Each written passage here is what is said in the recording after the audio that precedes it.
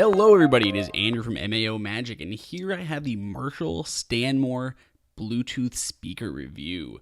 So this is a $399 speaker from Marshall headphones, very well known in classic rock rings, but basically it is just a very large Bluetooth speaker, and it is one of the better ones out there, and I've seen a lot of really great stuff about it, so I had to get one in-house so that we could take a look. It has a lot of inputs that they go over on the back, as well as some nice glamour photos on the side, but let's really get in here and see how this actually looks. So I had a lot of high expectations going into this because for $400, I would expect that the speaker and everything about it would be much more on the high end. And the first thing, I think it just looks really nice when you open the box and you just have the nice cloth covering and Marshall right there compared to a lot of other lesser speakers that would, more or less be thrown in box and have like plastic or something over it. On the back of the styrofoam, we have a little covering with just the actual power cable, which is kind of a standard cable that you'd use for a PS4 or something like that, normal power cable. We have a 3.5mm stereo cord, so not the 1/4-inch stereo cord that you might use for like an amp or a guitar or something like that. This is going to be a standard headphone jack that you can plug into your phone or your iPad or your computer, and it'll work just fine. It's supposed to kind of be vintage looking with the gold kind of tips to it, as well as the telephone style cord itself. It is very surprisingly heavy for what it is, as well as a nice large instruction manual if you ever need to look anything up for your speaker on how to use it. I wanted to also note really quick that I was very happy that they not only did they throw a stereo cord in here to make it really easy to use right out of the box. I know a lot of people may not have an extra one laying around, but not only did they include one, they included a very higher end one with metal casings on the end and a lot better weight and premium feel to it than you would normally get. So now we're going to go ahead and finish unwrapping the actual speaker itself. And as you can see, it is a very large speaker. So this is not meant to be portable. This is meant to be perpetually plugged in wherever you want to keep it. And that's it. It's not like it's hard to move around, but if you do, you have to plug it in. So obviously we have the input 1, which is going to be a stereo cord. Input 2 would be RCA. Then we have Bluetooth, and then optical, which is something we could use for like an Apple TV or high-end receiver.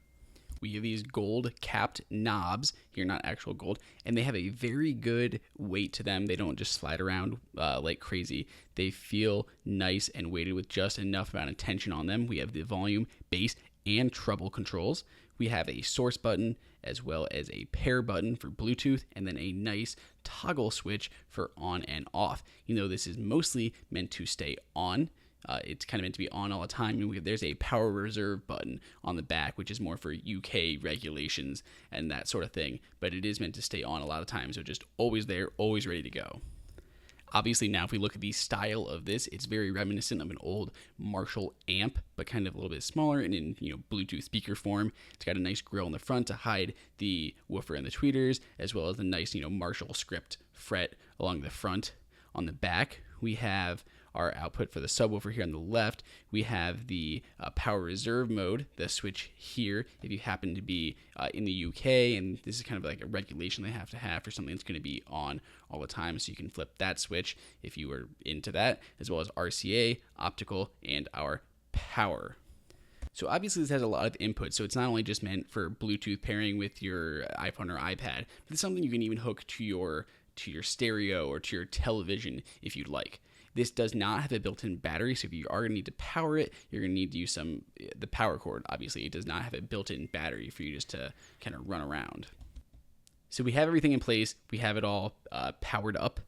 We are all good to go. So now we're going to go ahead and pair this, which works very easily. So we're going to go ahead and do it with my iPhone that we have here. So first, obviously, you need to make sure the switch is on. You're going to then hold or press the pair button here. But pretty much once it came on for me, I didn't even need to hit the pair button.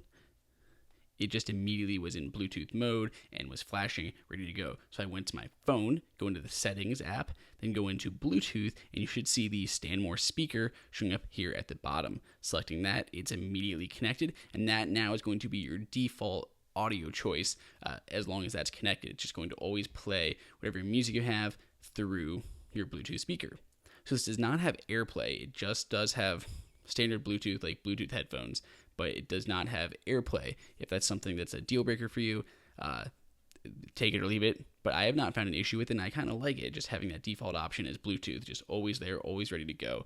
Whenever I'm home and want to play music, it can work. Now, I'm no expert audiophile. I guess I'm better than the average bear, but I can tell you that it does sound particularly good with a lot of classic rock, instrumental, anything like that. It's going to sound great. It was a little hollow for me listening to anything more modern and techno or rap, but other than that, not like those sounded bad, but it didn't sound like that was its forte. The controls itself here are going to be a little bit more on the subtle side, like people who are really trying to tune their music, like add a little bit of treble or bass, but not like a huge swing one way or the other. Volume itself is very good. I was very pleasantly surprised with the ability to fill a room with the size of this speaker. It definitely will not let you down in that category. This comes in 4 different color options: a black, a pitch black, a cream, and a brown, and can be found for $3.99. If you have questions, throw them in the comments. Make sure to subscribe, and I'll see you guys next time.